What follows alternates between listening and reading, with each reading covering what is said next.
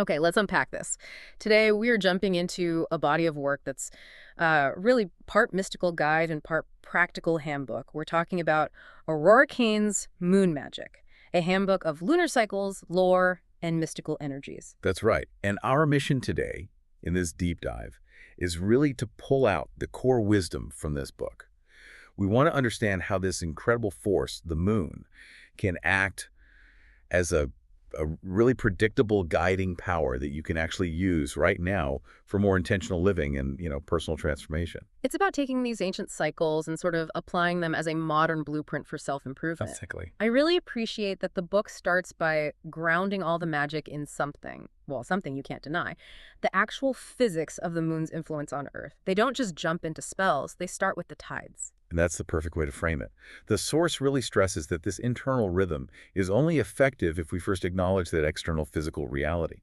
I mean, for millennia, the moon has been the main thing stabilizing our climate, dictating tidal rhythms. Right. And if the gravitational pull of a celestial body is strong enough to move entire oceans, creating high and low tides that regulate life on the whole planet, well, then the analogy to our own internal state becomes pretty compelling. And it's all based on our own water content, isn't it? Exactly. The human body is about 60% water. So the argument is that the moon's consistent, predictable gravitational pull has to affect us in some way, even if it's subtle. The book suggests we feel this pull as shifts in the tides of our moods and intents, a sort of a rhythmic stirring of our emotional waters. What's so fascinating is that the book tries to bridge that scientific gap with actual observational data. It's not just blind faith. They mention the research that notes tides are most exaggerated during the full moon and the new moon, which are the exact times when people report feeling either the most energetic or, the most unsettled. Yeah, that difficulty sleeping during the full moon, Mm. that's probably one of the most common pieces of anecdotal data out there. That small Swiss study that linked the full moon to harder sleep, less deep REM sleep. There's just this widespread feeling of heightened energy, maybe even agitation when the moon is fully lit up. Mm-hmm. And then the source also points to our natural biological rhythms. It notes that the lunar cycle, which is around 29 days, is so close to the average human menstrual cycle. And some research even suggests that cycle tends to align with the new moon phase. It's all about connecting those macro rhythms with our own internal micro rhythms. So if we accept this idea that our internal waters are being gently pulled by this force, then we really need to define what magic means in this context. The book is very clear that this isn't black magic or something to be afraid of. Oh, absolutely. Defining it is crucial. This magic is presented as mystery, as fun, enchantment, and wonder. It's fundamentally optimistic, it's self-directed. The goal is to harness this predictable external force to just enhance the most positive parts of your life: health, wealth, love, career, luck. So it's less about casting spells on other people. And much more about manifesting your own treasured dreams, using the power that's already inside you. Which brings us to the core concept here. We have this reservoir of external, predictable lunar energy, and the power to channel it is within each of us. But how do we actually tune in and hear the moon's guidance with all the noise of modern life? That's where intentional living comes in. The source argues that by aligning your personal rhythms, your habits, your planning, your moments of reflection with the moon's 29-day cycle, you naturally create space for quiet. The predictable cycle forces you to take a regular pause. And by embracing that quiet, especially during the dark phases, you kind of break away from the constant noise. And that lets you hear your own thoughts more clearly. Exactly. It lets you reset your inner compass, and because of that, you increase opportunities. The moon isn't a puppet master in this view. It's more like the ultimate guide, offering a reliable schedule for self-actualization. That focus on rhythm brings us right into part one, understanding the predictable cycle itself. If the moon is our guide, we need a map. And the source gives us this 29-day blueprint, often framing it as a gentle female figure moving through life's phases. It's a really effective framework because it makes the whole cycle so relatable. It helps us understand that natural ebb and flow of energy that's required in life. So think of the moon starting as the young woman during the waxing light.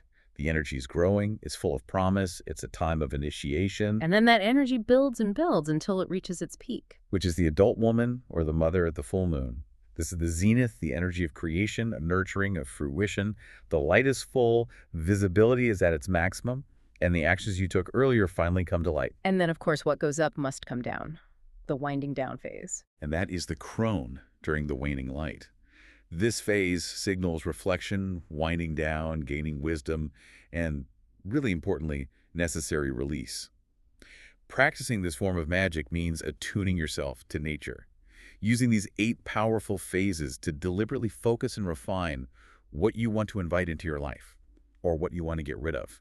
It's a sophisticated system for energy management. Okay, so let's walk through the specifics of those 8 phases, starting where everything begins in the darkness of the new moon, phase 1. The new moon is a really potent phase, even though it's quiet. It's the very beginning of the 29-day cycle. It looks dark to us because the moon and sun are lined up on the same side of the earth. Its energy is purely about cleansing and defining what comes next. If you think back to that scientific hook, this is when the gravitational pull is maybe weakest in its visible effect, which aligned perfectly with that feeling of being a little unmoored. So you have to rely on your own internal clarity. You have to. You rely on internal definition, not external guidance. It's the time to plant the seeds of your intentions, hidden from view, which requires a bit of faith. And as that intention starts to grow, the light begins to come back in phase 2, the waxing crescent. Yes, the light visibly grows, or waxes, here. This period starts to illuminate those initial intentions, and it boosts your intuition. It's time for gathering energy, for expanding on that initial idea, and really committing to the path you set during the new moon. So the mood is sort of determined but not frantic? Exactly. It's reflective determination. You're gathering momentum without overextending yourself just yet. Which brings us to a more active, decisive phase. Phase 3, the first quarter moon. The light is now at 50%. And that strong half-light brings focus. This is where you put your intentions into action. It's an assertive phase. It requires work, nurturing relationships, tackling goals that need forward momentum. The source really emphasizes this. The past is behind you. You look forward and you act boldly. This is often where you hit the first major hurdle, and it forces you to choose commitment over doubt. And just before that big peak, we have phase 4, the waxing gibbous. This is the critical refinement stage. This is the home stretch. The excitement and energy are building, nurturing your hopes and dreams toward full visibility. This phase requires you to be meticulous, to analyze and refine your plans based on the progress you made in phase 3. So you can't just coast into the full moon. Not if you want clear results. Yeah. You have to trust your instincts, clear that final path, and commit to the hard work needed to realize the intention you set. If you skip this analytical step, your full moon results are going to be messy. Okay, now for the big one, the one everyone talks about, phase 5, the full moon. This is peak energy, the emotional waters are at their highest, and the focus is on abundance and gratitude. That's one half of the story. The full moon absolutely represents peak energy, abundance, fruition, the manifestation of everything you've worked for. It demands celebration and gratitude. But here's where it gets really interesting, and it kind of addresses that counterintuitive feeling we talked about. It is also a crucial time for cleansing and letting go. Wait, why the paradox? If everything's so abundant and bright, why would you be focused on releasing things? Because that full light reveals everything. There are no shadows left to hide your self-doubt, your self-sabotage, or even people and habits that aren't aligned with your true goals. The clarity is almost brutal. Ah, so you have to act on what you see. Immediately. You have to address those hidden truths and release them. If you fail to cleanse at the full moon, that unaligned energy will just contaminate your next cycle. It requires mature, immediate action. Celebrate the good and swiftly cut ties with the bad. So right after that peak, we enter the waning cycle, the path of the crone, starting with phase 6, the waning gibbous. The light begins to decrease, which signals a move toward inward wisdom. This phase encourages thoughtful reflection, learning, and refining based on the lessons learned and maybe mistakes made during the full moon's peak. You assess your results and, crucially, you share your stories or insights with others. You pass on the wisdom you've gained. It's a time to recharge and begin preparing for emotional quiet. Then comes phase 7, the last quarter moon or third quarter. This is a time of profound responsibility and accountability. It's about acknowledging mistakes without judging yourself, making amends, and forgiving both other people and yourself.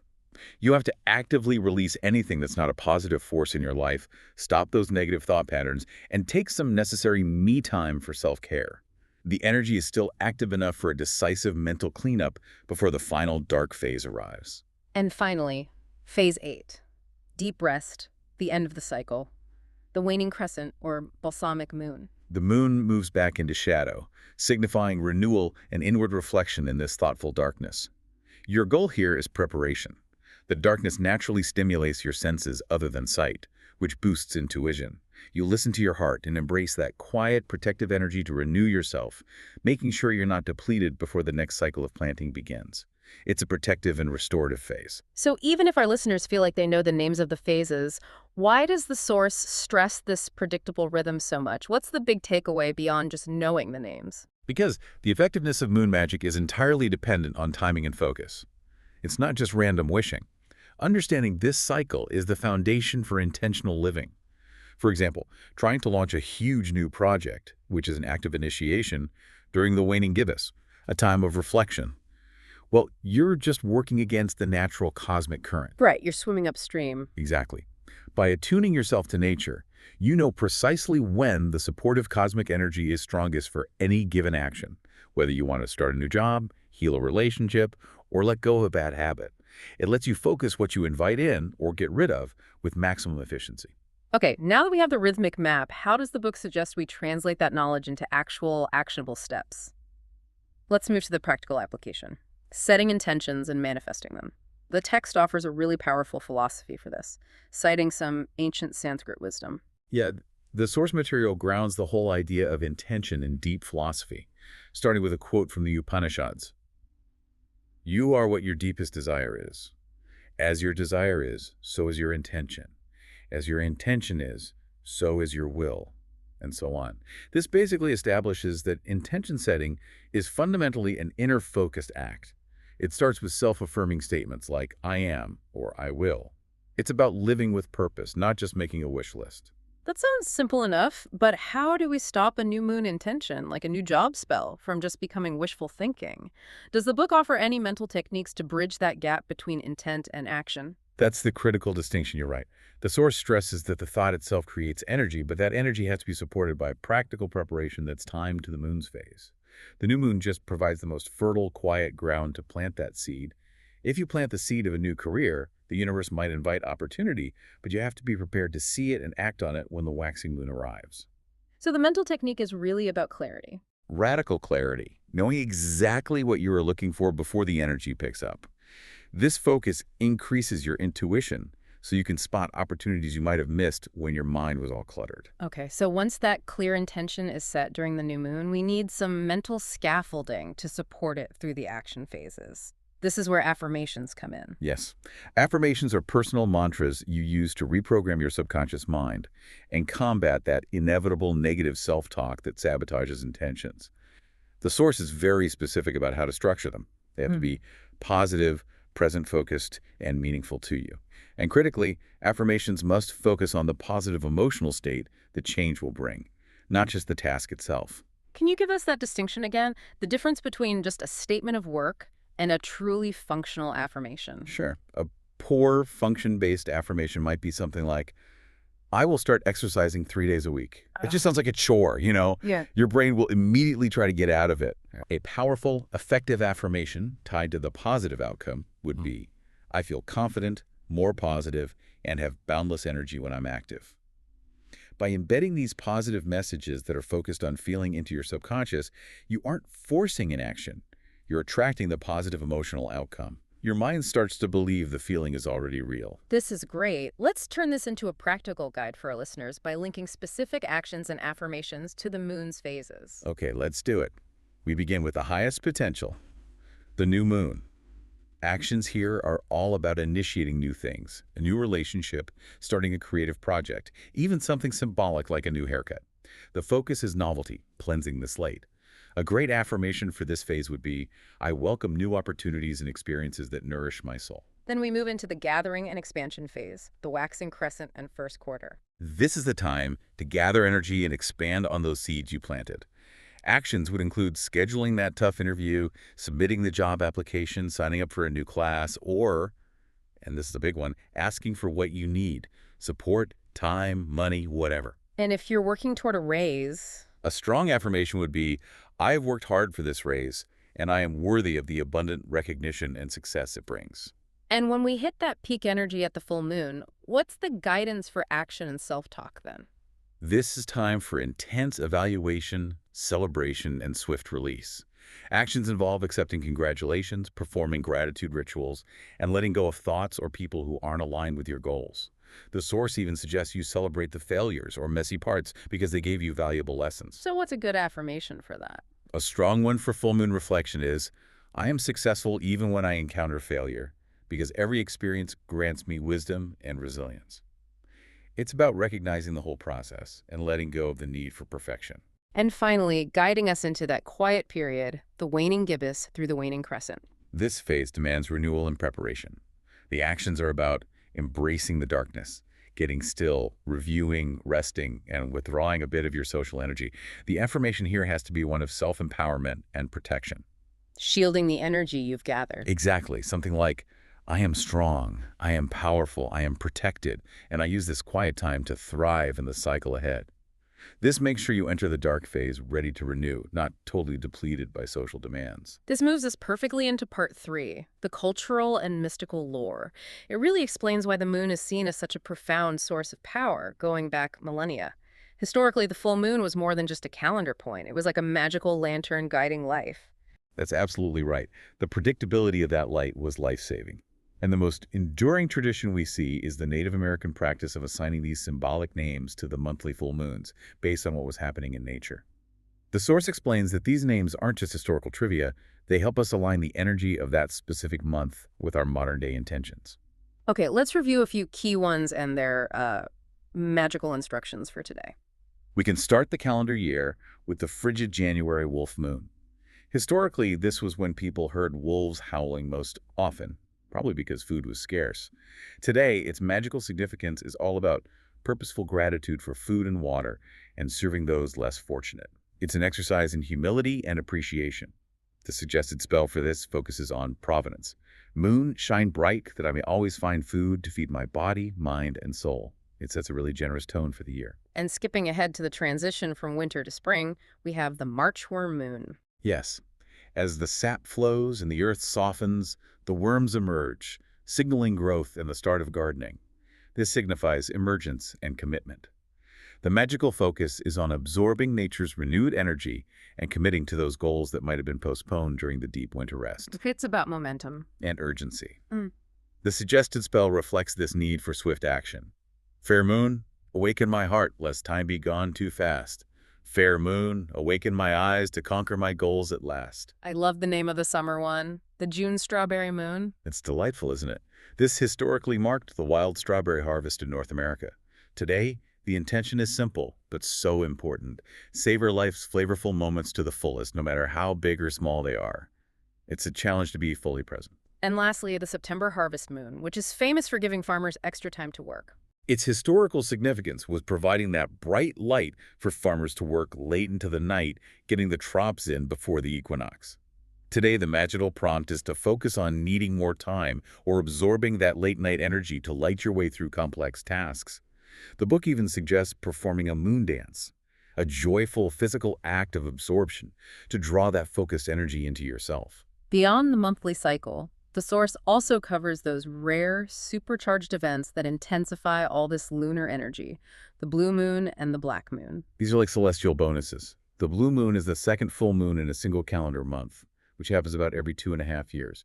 And while the phrase implies color, the moon only really looked blue when there was atmospheric ash, like after the Krakatoa eruption back in 1883. So what's its magical significance? It signifies greater power and increased intensity.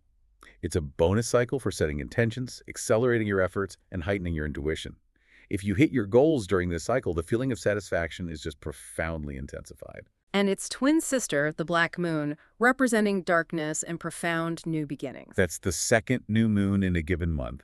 And since the new moon is already a time for inner cleansing and new beginnings, the black moon offers this powerful, rare opportunity to see your inner self with total clarity. It's a mandate to face that inner voice you might be ignoring and to seek profound, maybe even uncomfortable, new beginnings. It's a time of powerful inner truth. And then there's the most dramatic spectacle, the lunar eclipse, which happens during a full moon. Oh, lunar eclipses are intense. Historically, people feared them, this darkness stealing the light. Today, they're seen as nature's way of commanding your immediate attention. They spark massive, non-negotiable transformation, usually signifying an ending and an unexpected significant change. They shake you out of complacency. But there's a caution there, right? A crucial one. Because eclipses heighten emotions so much, The source advises deferring any big decisive action for a day or two afterward. You need to let that volatile energy settle down to gain clarity. We also have to talk about the lore of what we see looking back at us from the moon's surface, the faces people see. Yeah, the two most frequent cultural projections are the man in the moon and the moon rabbit. The man in the moon is widely known, mostly from European legends. The most common story is that he was banished there for breaking the Sabbath, like a man caught gathering sticks or stealing. This projection reinforces the moon as a kind of celestial judge. And the science behind it is Just the lunar Maria, those large, dark, basaltic plains formed by ancient volcanic magma filling up massive craters. And what about the moon rabbit, which is so popular in Asian folklore? It's such a beautiful contrast. In Chinese tradition, the rabbit lives on the moon forever, grinding the elixir of life for the goddess Chang'e. It represents immortality and eternal life. In Japan and Korea, the rabbit is making mochi or rice cakes. And there's a Native American Cree legend where the rabbit is riding the crane that brought him there. In all these stories, the rabbit signifies this gentle, industrious, life-giving energy. This cultural reverence naturally led to the moon being personified as a powerful deity, usually a female figure associated with fertility, mothering, and wisdom. Absolutely. The moon is the quintessential female divine.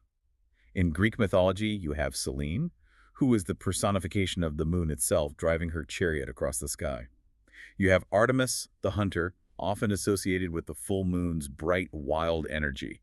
And then, most relevant to the waning phase, you have Heke, the crone, goddess of the dark and waning moons. Why is Heke often shown carrying a torch? That seems a bit counterintuitive for the dark phase. It's a really profound symbol. The darkness that Hecate rules isn't an absence of knowledge. It's the place where knowledge is forged internally. The torch symbolizes great wisdom and inner guidance that only shines when the external light is gone. That connects directly to the waning crescent phase. Perfectly. That's the phase where the source encourages you to turn inward and trust your intuition over your sight. Hecate is the goddess of self-reflection and wisdom gained through painful experience. And this reverence continues today in nature-based religions like Wicca. Yes, Wicca is defined as a nature-based pagan religion where the moon represents the female goddess, often in her triple form, maiden, mother, crone, and is deeply tied to fertility and life cycles. Magic, with a K, is about raising and directing universal energies to co-create with nature. The real magic, again, is living in alignment with nature's energies. Spells are just tools for focused energy, not external commands. To really understand the depth of this commitment to lunar energy, the source details the Esbat ritual, the Wiccan full moon celebration. The Esbat is a powerful ceremony, usually performed on the night of the full moon, that really shows the intentional dedication to lunar energy. The first step is casting a circle, creating a sacred, protected sphere of energy. This is usually done by walking clockwise, which is called diosil, to draw energy toward you, or counterclockwise, wit or chins, to release or banish energy during the waning phases. And what are the most evocative parts of the ceremony, the parts that really draw down the moon's power? That would be the drawing down the moon and the cakes and ale ritual that follows. In drawing down the moon, the high priestess, or a solitary practitioner, fills a chalice with liquid, holds it up to the moon, and recites a prayer, intentionally inviting the goddess moon to fill them, the space, and the chalice with her wisdom and energy.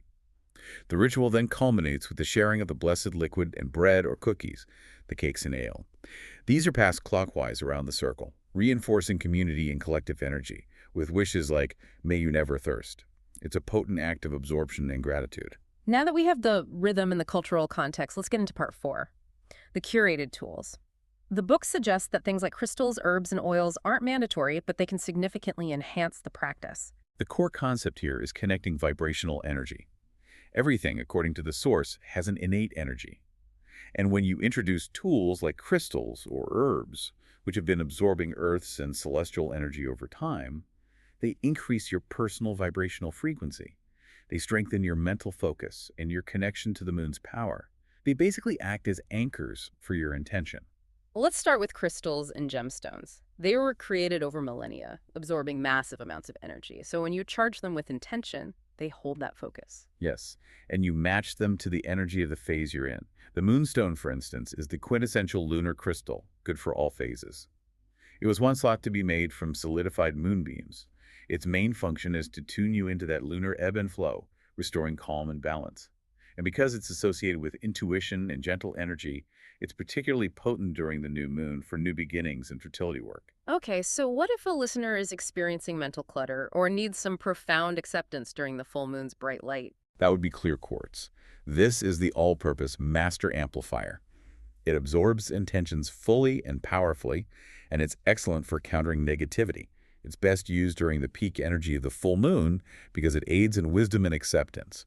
It amplifies the clarity the full light provides and helps you see the truth without judgment. And for focused abundance and optimism during the waxing phases. For that, we turn to the sunny stone, citrine. Its golden color just naturally instills optimism and attracts prosperity, which the book defines broadly as wealth, happiness, or health. It's extremely useful during the new moon for initiating prosperity intentions, and during the waxing gibbous to maintain that high energy and focus while you're working toward your goal. And for love and emotional healing, it has to be rose quartz. The stone of unconditional love and self-love, absolutely. It promotes good vibes for all types of romantic or family dreams. It's best used during the waxing and waning gibbous phases, those periods of nurturing and reflection, to foster feelings of love, gratitude, and emotional self-care. And the most practical takeaway for anyone using crystals is the idea of a full moon recharge. How exactly do you do that? This is non-negotiable for crystal work. Just like us, crystals get saturated with the energy they absorb, both positive and negative. To cleanse and amplify their power, you have to place them where they can soak up the full moon's light for several hours, usually overnight. So just on a windowsill? A windowsill works, or some people place them on the earth or in a glass bowl of spring water with Himalayan salt. This cleanses them of old intentions and retunes them to the pure, amplified lunar energy, getting them ready for the next cycle of focused work. Beyond minerals, we have plants, herbs, and essential oils, and their natural properties need to be matched carefully to the lunar phases. Yes, the plant energy has to align with the mental state you need. For the new moon, when you need motivation and clear energy to start new things, you do grounding and focus. So that means essential oils like cedarwood for better sleep, ginger for circulation and motivation, and thyme for a mood boost. Peppermint is also highly energizing for that initial push. And when energy is building during the waxing moon and you need focus and clarity. You reach for oils that stimulate the mind. Think lemon for fresh, clean energy, rosemary for memory and focus, and basil. Common sage is also great here for smudging to ease mental fatigue, helping you stay focused on your tasks and not get distracted during that complex waxing gibbous phase. What about the high vibration full moon phase? What tools help with balance and giving thanks? Here the focus shifts to grounding and spiritual gratitude. Frankincense is highly associated with spiritual work and giving thanks. Its aroma is calming, perfect for full moon rituals.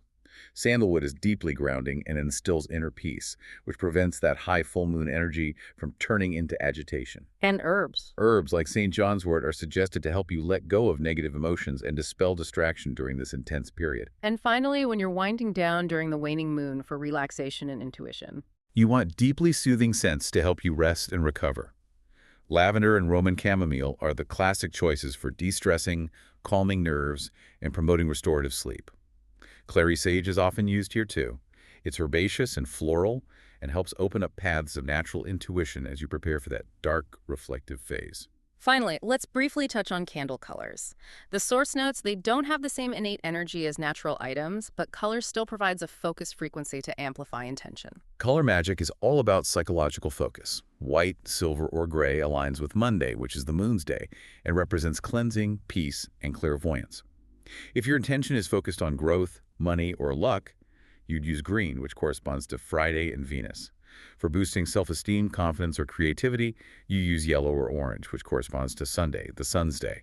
It's about using these established associations to hold your mental focus during a spell or ritual. In Part 5, we shift from practical tools to the astronomical and intuitive map provided by astrology and tarot.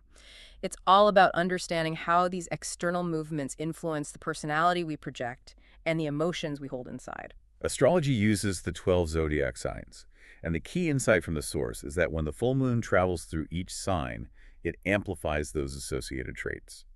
This is crucial because it tells you which parts of your personality, both the good and the challenging, are going to be fully illuminated and maybe even exaggerated each month. It demands your attention. Okay, let's look at how the full moon illuminates a few key signs, starting with the determined Aries. Aries is a fire sign, all about courage and action. When the full moon is in Aries, they should let their determination, leadership, and confidence shine.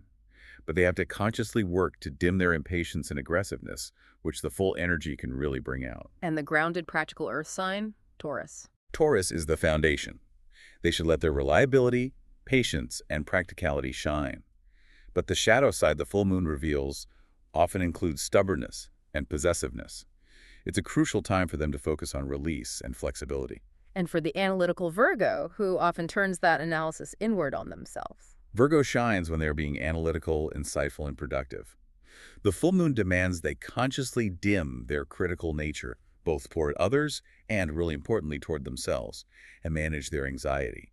It's a time to accept that not everything can be perfectly managed. Finally, the intense and often misunderstood Scorpio.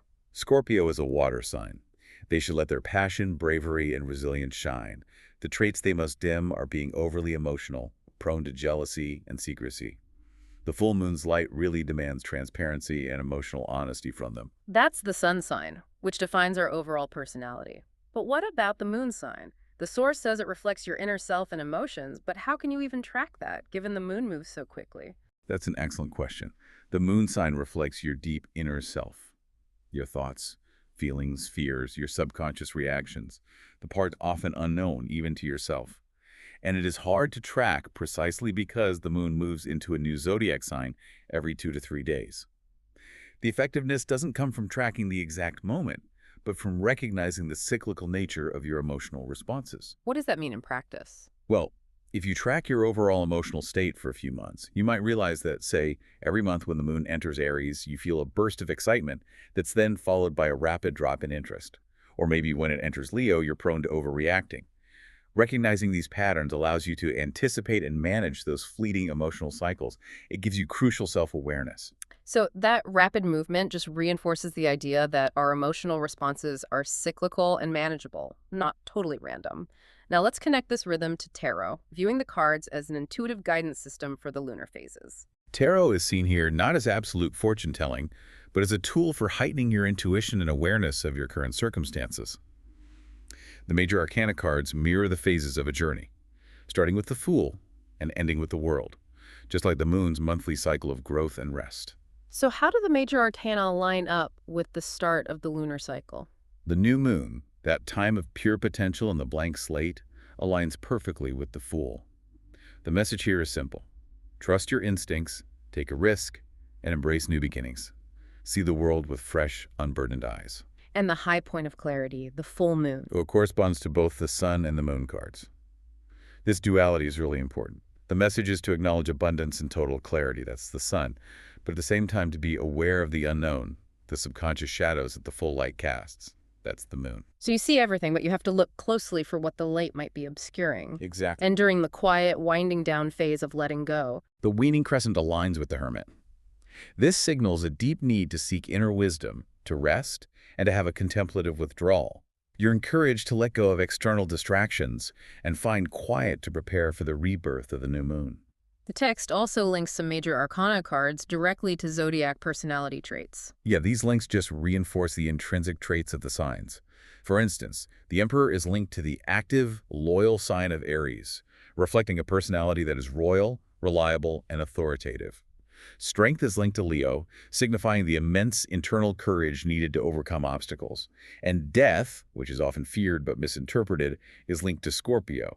It doesn't signal literal death, but profound rebirth and transformation, reflecting Scorpio's mysterious, resilient nature. We've arrived at the critical toolkit. Part 6, the blueprint for practical magic rituals and spells. This is where intention meets timing and action. And this is where the source really emphasizes that the power is always self-directed.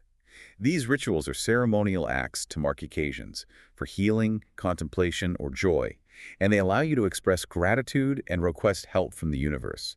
They give structure to your internal thoughts. Okay, let's start with accessible, beginner-friendly cleansing rituals. Smudging is widely recognized, but the book details the proper way to do it. Smudging is crucial for clearing negative energy.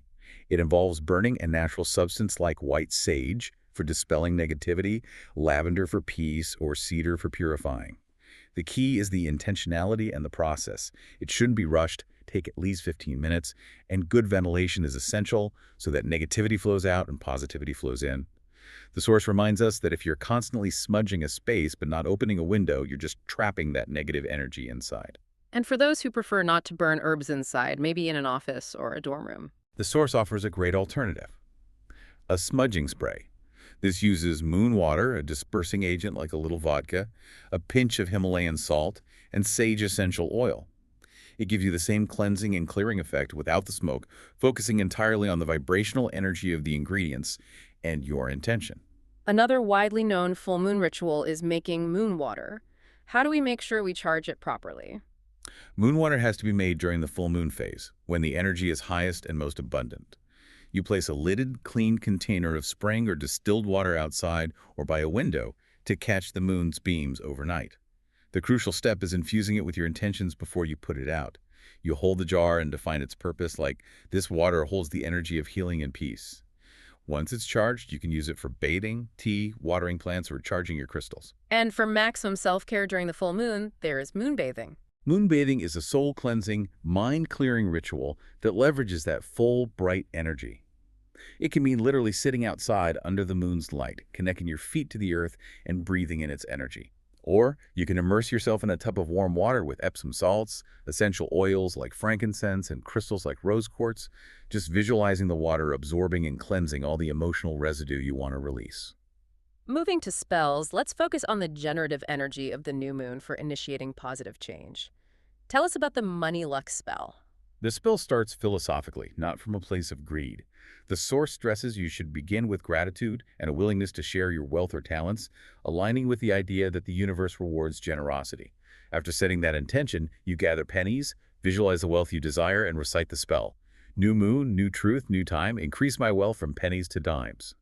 The final, crucial action is to bury the pennies in the earth to invite growth and ground the intention. The new job spell is a two-step process that requires deep soul-searching first.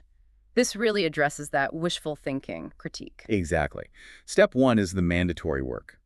Meditation and journaling to clarify what you really want. You create 3 columns: what I love, what I can do, and which jobs use these skills. You're creating a clear roadmap.